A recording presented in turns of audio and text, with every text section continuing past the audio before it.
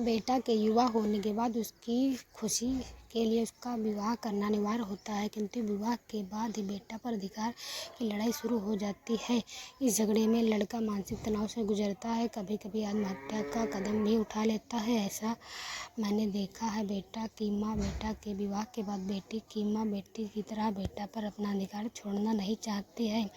बहू सोचती है, मेरे पिता ने अपने पसीने की कमाई दहेज के रूप में देकर उनके बेटे का मूल्य चुका दिया है।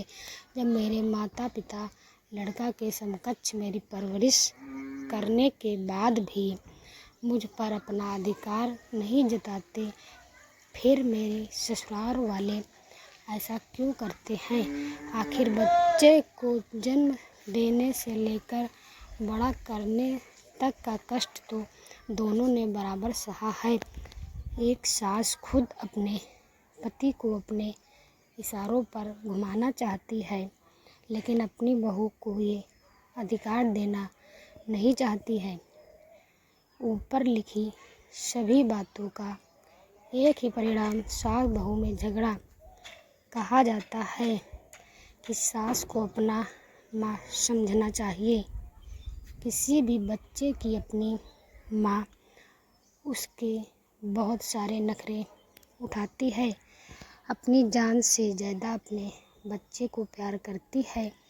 मैं भी एक माँ हूँ, क्या मैं सास बन कर बहू के साथ अपनी बेटी जैसा व्यवहार कर पाऊँगी?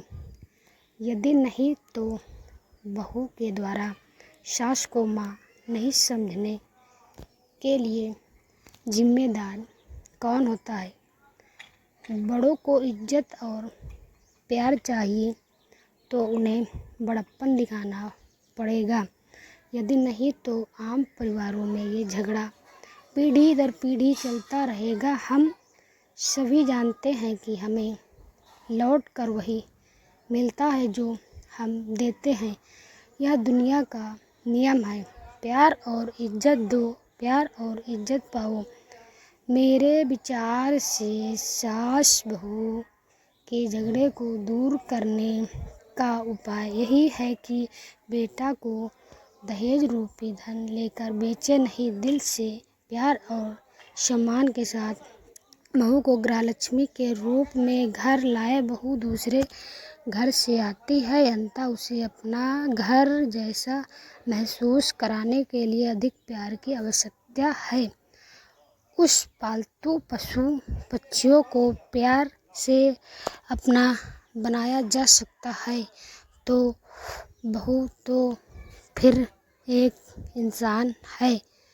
घर पर काम पहले की तरह चलने दे। बहू को आदेश तब तक नहीं दे जब तक अत्यधिक जरूरी नहीं हो। आदेश सेविका होने का एहसास कराता है। बहू खुद ही सबको काम करता देखकर काम में सहयोग करेगी। बहू को ताना नहीं दे, उसे किसी भी तरह का अप्रिय वाक्य नहीं बोले। जहाँ तक संभव हो बहू से मीठा बोले। बहू को जितना संभव हो खुश रखना चाहिए।